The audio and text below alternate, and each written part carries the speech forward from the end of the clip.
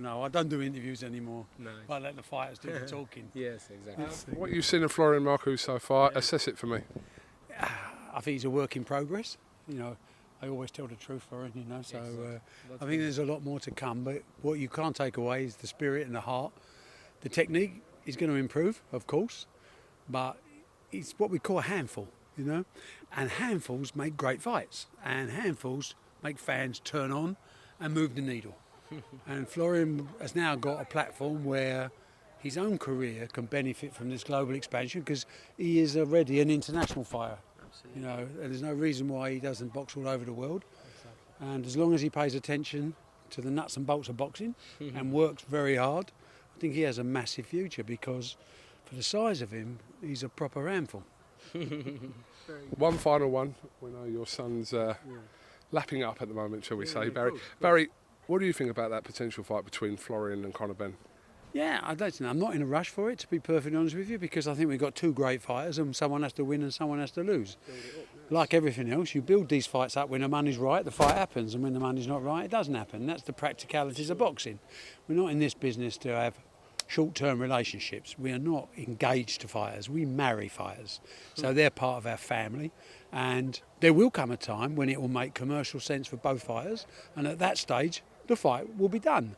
But before that, there's an awful lot of other people in their weight division that are going to have a nightmare fighting either of them because they're two outstanding fighters. But, you know, I didn't rush Eubank into Benn. I didn't rush Watson in. You know, it came at a time when it was the right time for the fighter. We're not here just to service the needs of boxing fans or TV companies. We're here to look after boxers and to make big fights where they will be prepared to fight anyone the moment the money is life-changing and not before. Well said. You heard it from the best. Thank you, Barry. Thank you very much. No, listen. Well, apart from that, he's good. I don't want to. I've got two great fighters. What do you think? I want to lose one? Yeah. I mean, I don't mind losing one when you get very expensive. Yeah. But at the moment, you're not expensive enough. Exactly. That's it. So don't take the risk unless there's a reward. Exactly. Thank you. Thank you very much, Barry. Cheers. Thank you, Barry. You're not going to get more straight-talking people in boxing than Barry Hearn. Very, very, very great. Yeah, we've spoken before. He's right. True. Very, very, very. He spoke from his heart, you know, and nice.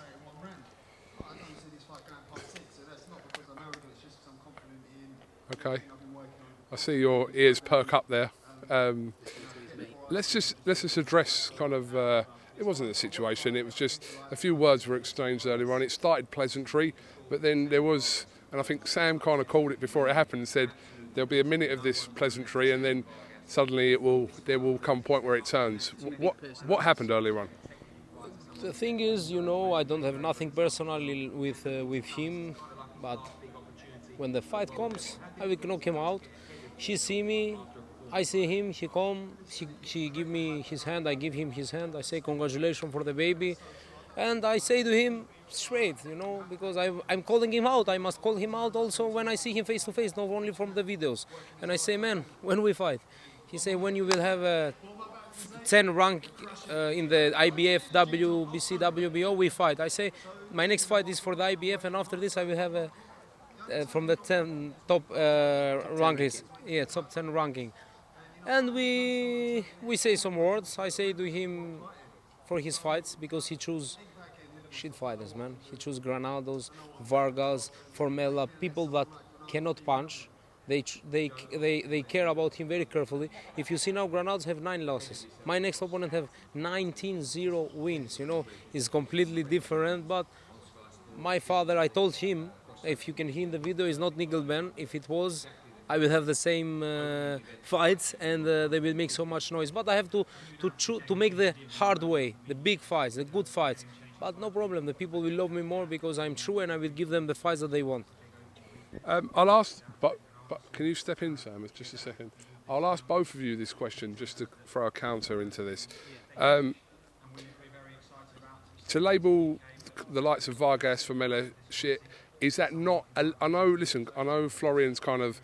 I understand Florian's Florian, but is that not a little bit harsh, considered who Vargas and even Formella have been in the ring with? 100%. Listen to me.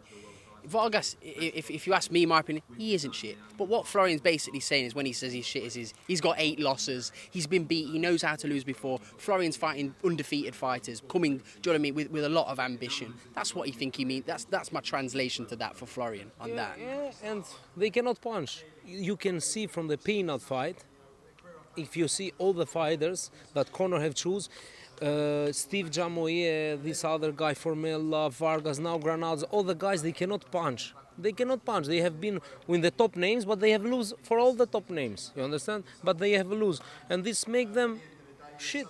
If I lose to the top names, I'm not good. You know, and this is the fights that Conor choose. No people with good punch, because Conor get hit a lot in the face, and he doesn't have. Conor's team will choose his fights, Florian. Honestly, like I genuinely look at Conor, and I'm not just saying this, and I believe that if it was up to him, he would probably take different. But your team are there for a reason. As are we with you. We're going to build you, and you're already a big star, especially in Albania, in Europe, Greece. He's growing his name here. When these two eventually do fight, it's going to be fucking huge. And it's going to go off as well, because there is a bit of respect there. You saw that when they greet each other. But I said to you, if they're in each other's company for more than 2 minutes, something's going to be said, because they're both big characters.